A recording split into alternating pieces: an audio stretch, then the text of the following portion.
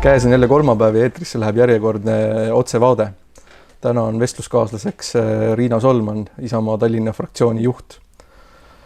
Riina, sa oled kommunikatsiooni inimene ja vaadates seda, mis praegu toimub, ütlen, et me siin saates räägime aktuaalsetest teemadest, mis päevakajal. Et kui me alustame sellest, mis on kaitsekulude ja kaitsevaldkonnaga seotud, siis mäletame, et inimene, kes täna täidab ministriametit, siis pool aastat tagasi rääkis ta sellest, kuidas möödunud valitsus, kus ka sina osalesid kärbetega, kaitsekulude kärbetega, viib läbi sellist asja, mis on meelepärane ainult idanaabrile ja see on kuritegelik. Ja nüüd on seesama inimene alustanud sama tegevusega, ja mitmed asjad, et seal on märgilisi teemasid, seal on ajateenistuse ümbernimetamine, et kui, ma ei tea, kass ümber värvida, et kas ta siis kuidagi püüab hiiri paremini või mis see teema on, oled sa aru saanud? Ma arvan, et kui seda kassi nüüd hakata ümber värvima, siis see kodune kass teeb sulle tuppa selle peale, sest ta ei soovi nagu olla värvitud ja teistsugune. Et sama on ka meie sümbolväärtustega või traditsioonidega, et niimoodi nipsust meil on nüüd Reformierakonnal tarvis kärpesõnumit edastada ideoloogilist, et meie oleme suured kärpijad ja kokkuhoidjad, teised on kõik laristajad. Selle tulemus on uppi keeratud riik, uppi keeratud tegevus muusikavaldkonnas, nagu me näeme, siis, eks ole, kaplanaaditeenistus kinni panna, need on kõik sellised sõnumid, mis on kontraproduktiivsed. Inimesed sellega ei lepi, segadus on väga suur. Ma tahaks öelda, et mõneti on see justkui üllatav, eks, et kui me mõtleme sama Kalle Laanetit, et kes pool aastat tagasi rääkis, kuidas on tegemist hirmsate probleemide ja riigivastase tegevusega, siis praegust konteksti vaadates, kus me räägime märgilistest teemadest, räägime ka kaplanaadi kaotamisest, ma vaatasin ka, mida Kaitsevägi ise kaplanaadi kohta kirjutab, eks ju, või ka orkestri kohta, et see on nagu, ma ei tea, ütleme, just hommikul lugesin internetist, mis juhtub siis, kui lapsed kassil vurrud ära lõikavad, on, et põhimõtteliselt kass jääb elama, aga see, kuna on kompimiseks kasutab ta neid vurre, siis on ikkagi oluline need vurrud tagasi kasvaks, et sain ka ühe kõne ühelt meedikult, kes on Afganistanis kirurgina töötanud ja ütles, et alati, kui nad kedagi lõikasid, seisis nurgas kaplan, et kui ei peaks õnnestuma inimese elu päästa, siis toimub viimane võidmine ja minnakse siis kaaslaste juurde neid lohutama ja edasi, et kaplanitel, et see ei ole see, mis meile paistab, et see on nagu ainult tähtsündmustel kõnede pidamine või nii edasi, et see on väga oluline missioon, nii missioonidel kui missioon kaitsevaldkonnas, et kuidagi nagu kurb on vaadata seda kõik, et jääb mulje, et need on justkui ei ole nagu põhifunktsioonid, et me võime siin nagu tegeleda või toimetada, et kärbime need ära, aga minu arust nagu see riigikaitse on ikkagi nagu tervik. No absoluutselt ja sama on, eks orkestriga, ta on ikkagi meelsus, ta on ikkagi eestlaste kaitsetahte väljendus. No tõepoolest, ega kui vaenlane tuleb Himaale, ega me siis ei saada orkestrit ja kaplanit esimesena, aga et sõdurid oleksid vaprad, et nende hinged oleksid hoitud, nad oleksid psühholoogiliselt vaimselt tugevad, siis on need mõlemad teenistused sellise toetusfunktsioonina äärmiselt olulised ja nende kallale minna, see tähendab tegelikult, et me läheme kaitsetahte, hoiakute ja meelsuse kallale, et inimeste vaimsus lihtsalt langeb. Et selles mõttes on Kalle Laaneti käitumine pöörane. Aga ma isegi aru, et kas siin tundub mõneti nagu see mängu ei ole, et ma vaatasin, et nüüd on nagu hea politseinik välja ilmunud, et Tallinna linnapea on valmis võtma küll ühe orkestri, küll teise orkestri, küll ei ole veel otsustanud, kas ajutiselt või alaliseks või et mis mäng see täpselt on? No minul tundub, see kõik on valimiseelne möll. Iga üks siin sogases vees, mis on nüüd siis Reformi ja keskivalitsuse poolt õhku paisatud, püüab siin suuremat kala. Ja Mihhail Kõlvart ka on ju teada, et kui nüüd võimalus on, siis tema kindlasti ka sooviks Keskerakonna esimeheks kandideerida. Temal oli hea võimalus teha eestlastele head ja öelda, et ma võtan selle Kaitseväe orkestri siis enda kanda. Väga tark otsus ju tema poolt. Jaa, aga tundub nii-öelda avalikus kontekstis nagu mänguna, mida siin Keskerakonnas ja nii-öelda selles valitsuse ja linna vahel nagu on juba pikemat aega olnud. no ma tahaks öelda, et see on nagu kuidagi üllatav ja masendav, aga tegelikult kui me vaatame ajalukku, siis peab tõdema, et kahjuks mitte, et kui me vaatame sõjaväeluure likvideerimist, kui me vaatame soovi ajateenistust likvideerida, asendada see palgaarmeega, eks ju, mis on Reformierakonna kaitsevaldkonna juhtimisel varasemalt olnud, siis mõneti tundub see nagu lihtsalt kahjuks nii-öelda järgmised sammud, et suuga tehakse suurt linna, käega ei kärbse pesagi, et kui noh, vaadata sama, et eile ka väliskomisjonis räägib, kuidas meil on oluline jõuda 2%-lt isegi põrandaks 2,0-ni, siis me tegelikult teame, et riigieelarves on kaitsekulud majanduse kogumahuga seotud ja see on olnud juba, mina isegi ei mäleta, millal see oli viimati 2 lähedal, see on olnud seal 2,17, 2,16 ikkagi viimased õige mitu aastat. Ja nüüd tegelikult uue RES-iga ta kukub 2,02-ni ja sealhulgas siis vastuvõtukulud nii edasi, et kuidagi see, et avalikkusele räägitakse, et midagi ei kärbita. No loomulikult summad kasvavad kogu aeg, sest meie majanduse eelarve kogu aeg suureneb ja selles mõttes nii-öelda ka riigikaitsele minevad summad kasvavad, aga tegelikkuses ju ei kasva nii-öelda, kui me vaatame proportsioone majandusega. Et see, millele sa viitasid, et justkui ainult soov tegeleda tasakaaluga ja mitte tahtes, noh, okei, ma saan aru, kui see on eesmärk, aga siis sul ka võivad olla prioriteedid, et see ei tähenda see, et sa lõikad igalt poolt midagi, eks ju, et annad nii-öelda soovitusi, et lõigake sealt, et sul ju poliitikuna peavad olema mingid prioriteedid, loomulikult kui asutuste juhid saavad kärpekohustuse, nad peavad vaatama, mis on nagu kõige mõistlikum, aga mõtlengi, et minu arust see toimib tervikuna ja kui vaadatakse, et inimene ei ole investeering, et me investeeringuid ei vähenda, aga kärbime inimeste pealt, palkade pealt, siis ma ei ole kindel, et see nagu kõige mõistlikum on, et kui keerulised ajad on, siis tõenäoliselt on mingis kontekstis vaja vaadata ka investeeringuid, et aga see tahe inimestelt või kõige keerulisematest kohtadest kärpida ei ole ka nagu ime, et mõni aeg tagasi rääkisime huvihariduse kärbetest, kus nii-öelda, mis tuli esimesena välja, et kõik sümbolväärtusega asjad, eks ole, me teame just, et pandeemia on inimeste vaimset tervist väga raskelt räsinud, meil oleks, eks ole, peredel lastel tuge vaja, me võtame nüüd enne suve, kus lapsed peaksid hakkama, saavadki rohkem väljas värske õhu käes huvitegevust harrastada, võtame see raha ära, see on sümbolväärtus. Mis ma veel tagasiulatavalt tahaks öelda siis selle kaitseväe teema kohta, et tegemist on ju mängurlusega, tegemist on eelarvekärpe imiteerimisega, need on väga pisike, see on 10% ju sellest, mis tegelikult oleks siis vaja ju kärpida ja kogu vastutus sealjuures jäetakse järgmistele valitsustele, kui sa vaatad ka kaitseväe kulutust, et on just 2023, 2024 on suuremad kärped, mis siis juba enam Reformierakonna tänast valitsust ei puuduta, aga need sõnumid, mis paisatakse, on ülimalt hoolimatud inimeste suhtes ja ühiskonna sümbolväärtuste suhtes. Või siis näiteks meie hea vahva endine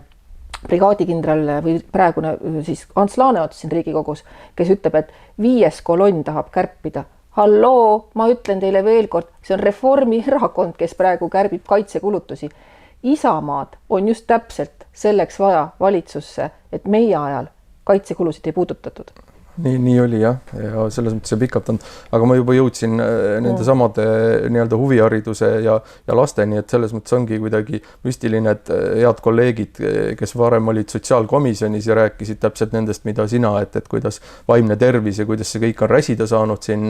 tervisekriisi käigus, siis nüüd ministritena, nii sotsiaalkaitseministri kui haridusministrina mulle tundub, et nad on selle nii-öelda vaimse tervise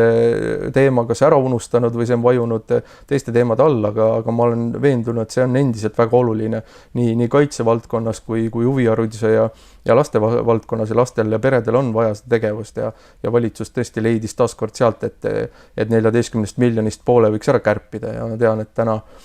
täna kohalikud omavalitsusjuhid ka pöörduvad, et valitsus leiaks teistest kohtadest neid kärpeid, et Eiki Epner on eest vedanud ja kohalike omavalitsuste juhid selle teemaga pöörduvad valitsuse poole, et leida neid kärpekohti kusagilt mujalt kui Eesti perede arvelt. See oli ülimalt huvitav ka nüüd haridusminister Liina Kersna poolt see kommunikatsioon, et süda tõesti valutas tal, aga ta pidi kusagilt kärpima just siis laste ja kõige nõrgemate arvelt, olles ise mõned aastad tagasi oma Võrumaa valimisringkonnas lubanud, et sinna huviharidusse tema just panustab. Ja tundub, et inimene tegelikult saab aru sellest olukorra traagikast ja siis ma küsin, et kas on siis vaja nagu imiteerida selle 7 miljoniga üldse seda kärpimist ja siis samal ajal rääkides, et tegelikult ikkagi huvihariduse panus tõuseb, sest see on tegelikult kohaliku omavalitsuse kohustus. Me kärbime ja kohustame siis teisi kohalikku omavalitsust, taaskord selline kübaratrikk ja silmamoondus kommunikatsiooni valdkonnas näitame, et aga vaadake ju tegelikult saab asi korda ja ka meie valimislubadus saab täidetud. Aga millise hinnaga? Nojah, see kärp selles mõttes on huvitav, see, mida sa räägid kommunikatsioonist, selles mõttes on hea, et sina täna siin oled, sest minu arust nagu kui me vaatame, siis see ongi nagu üks suur kommunikatsiooni ülesanne ja teadupärast Reformierakond on alati läinud korda see, et mitte mida tehakse, kuidas tehakse, vaid kuidas see kõik välja paistab, on isegi olulisem kui see, mida tehakse. Aga küsime, kuidas see välja paistab inimeste käest? Õnneks paistab kohutav, et nad on tõenäoliselt ütleme, oma parimaid aegu minetanud selles valdkonnas. Täpselt nii ongi. Et tegevused paistavad praegult rohkem välja kui see tahe ja jutt, mida nad räägivad. Et selles mõttes see sümbolite kallale minek ja kindlasti seda muutis. Aga mida see näitab? Kas nendel inimestel, kes täna riiki juhivad, on tõepoolest põhiväärtustega midagi lahti või nad ei adu, mida nad tegelikult teevad? Et kõige tähtsam on parteiprogramm, valimislubadus kärpida, vähemalt iga hinna eest kärpida, imiteerime, vähemalt saame kärbitud ja tegelikult tagajärgedele inimestele mõtlematus on tohutu hoolimatus. No õnneks meile paistab nii-öelda, et milliseks need kärped siis tegelikult kujunevad, sest praegult on nii-öelda veepinnale ujunud ainult mõned, eks ju, nii nagu me siin rääkisime kahjuks nii-öelda riigikaitse valdkonnast, ka politsei piiriväe ehk ka sise nii-öelda turvalisuse valdkonnast ja siis laste ja perede pealt, aga laste perede kontekstis on hea meil edasi minna see, et sinu ajal, kui sa olid veel rahvastikuminister, algatati eelnõu, mis aitab neid peresid, kus ema vahepeal nii-öelda seoses tervisekriisiga peaks töö kaotama ja et see vanemahüvitise arvestus välja tuleks ja kuigi uus valitsus, kes jaanuaris paika sai, alguses kõhkles ja see isegi sotsiaalkomisjoni päevakorrast ja Riigikogu päevakorrast võeti maha, siis õnneks koalitsioon otsustas siiski selle ellu viia ja kui täna kõik hästi läheb, siis saab sellest sinu algatusest täna seadus. No ma arvan, Priit, et see oli ka tegelikult sinu enda hea töö seal sotsiaalkomisjonis ja võib-olla teiste opositsioonipoliitikute, kes ei lasknud sellel eelnõul ka pinkide vahele kukkuda. Ma arvan, et uus valitsus mõtles tõesti niimoodi, et nüüd need perepoliitikale kätte võideldud miljonid on kasulik nende enda kuidagi prioriteetidega jaoks käiku lasta, aga kuna sellest eelnõust me olime nii palju rääkinud ja sotsiaalkomisjon täies koosseisus oli selle juba heaks kiitnud, oli nüüd seda eelnõud väga raske välja suruda, et me selles seisime ja muidugi meil Isamaaga ja fraktsiooniga oli ju mitu head meedet veel kavas peredele ja lastele mõeldes ja just nimelt toetuseks ja tugevdamiseks. Aga nüüd et vähemalt see tehakse ära, ehkki ta jõustub nüüd hilinemisega,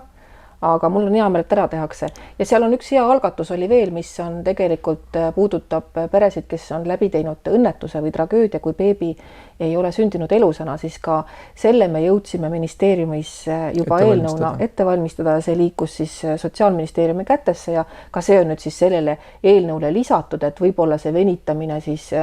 oligi nagu tingitud sellest, et lisati kõik asjad kokku, et igal juhul head asjad. Ei, see on tõesti lisatud, et need pered, kus siis sünnib laps surnult, et need pered saavad ka toetust, saavad isad puhkama, saavad nii-öelda inimesed koos olla ja nii-öelda sellest keerulisest olukorrast üle saada, kui seda üldse võimalik on, aga vähemalt nii-öelda seda siis ülejäänud ühiskond toetab. Aga tagasi selle nii-öelda alguse või põhiteema juurde tulles, et ega sa täpselt ei ole rääkinud, et me küll parlamendis menetleme ja on teada loomulikult ja ma arvan, see on ka üks oluline põhjus, mis ma arvan on mõistlik, miks koalitsioon uus koalitsioon ka sellega edasi läks, sest tegelikult on see väga konkreetne sihtrühm, keda see puudutab ja nendel inimestel loomulikult tekkis ootus ja nad olid teadlikud, et võib-olla sa siiski ikkagi paari sõnaga avaldad selle saladuse ka, et mis selle sisu on. See, mis minu peas on, ei paista ju kohe välja ja tegemist oli siis inimestega, kes jäävad lapseootele. Ja kui nüüd kriisist tingituna on nad töö kaotanud, siis nad ju ka kaotavad otseselt vanema hüvitises ehk jäädes lapseootele on sul hirm, et sa ei saagi vääriliselt või ühesõnaga rahulikult kodus last kasvatada, sest sinu vanema hüvitis on kukkunud miinimumini. ja nüüd siis töötuna oldud periood lihtsalt võetakse vanemahüvitise arvutusperioodist välja ja inimene, kes jääb lapseootele, saab rahuliku südamega minna kindlalt siis sellele vastu, et tal on turvatunne, et ta rahaliselt ei kaota. No see kriis on räsinud meid juba õige mitu aastat, et ei mäletagi enam, millal see mõistlik elu oli, et sa olid valitsuses ka siis, kui te otsustasite aktsiise vähendada ja vähendati 1 aastaks, nii et tegelikult meid ootab ees päris suur aktsiisitõus. Isamaa fraktsioon on esitanud Riigikogu menetlusse eelnõu ka aktsiiside nii-öelda selle langetamise pikendamiseks, et mis see põhjus oli, sa mäletad, miks te tookord langetasite, et miks see oli kriisi ajal mõistlik ja miks me tegelikkuses peaksime seda praegu uuesti tegema? Eks see on ju täpselt see sama teema, inimeste turvatunne. Kui on kriis, väga paljud ongi kaotanud töö, eriti maapiirkondades, kus on ju oluline ringi liikuda ja ega sa ei saa ju koju istuma jääda, sa pead uut leiba omale kuskilt otsima. Aktsiisid mõjutavad inimeste rahakotti ikka otseselt ja kui me siis kriisi ajal, kui inimestel on raske, veel tõstame makse, see on suur löök perede turvatundele. Elektri, maagaasi aktsiis ja diisliaktsiis on täpselt need, mida sa nimetad, mis on tegelikult kõikide perekondadel nii-öelda sisendi ja lõpuks kajastuvad sisendhindades. Aga vaata, kui hea töö. Hoiame all ja ma küll loodan, et rahanduskomisjonis Keskerakond isegi toetas ja ainukesed, kes selle aktsiiside langetami või nii-öelda sellel tasemel hoidmisel, kus ta praegult on, et nad ei tõuseks uuesti, oli ainult siis Reformierakond. Ma loodan, et suures saalis see eelnõu siiski leiab toetuse ja Keskerakond jääb nende seisukohtade juurde, kus ta oli eelmises valitsuses, kus ta oli rahanduskomisjonis ja see siiski seni, kuni kriis läbi ei ole, saab neid aktsiise sellel tasandil hoida, et me ei teeks kriisi ajal, mis ju tegelikult veel kestab, inimeste kulusid ei kasvataks. Aga ma tahaks ikkagi välja öelda, et hea töö, Priit, Aivar Kokk, Sven Sester, kõik, kes meie majanduspoole eest vastutavad, ilmselt ka Seeder, eks ole, erakonna juhina, et te selle eelnõu sisse andsite ja nagu seisate inimeste turvatunde eest. Et ma küll tahaks üles kutsuda Reformierakondlasi, et võtke aru pähe, et ei ole ainult siis esimene vagun Eestis, eliitvagun see, kes eluga peab hästi hakkama saama, et inimeste kohus on aidata neid ka, kes jäävad millegipärast teise, kolmandasse ja isegi viimasesse vagunisse. Rääkida oleks veel väga paljust, aga paraku on aeg saab otsa ja järgmine otsevaade on juba nädala pärast. Aitäh!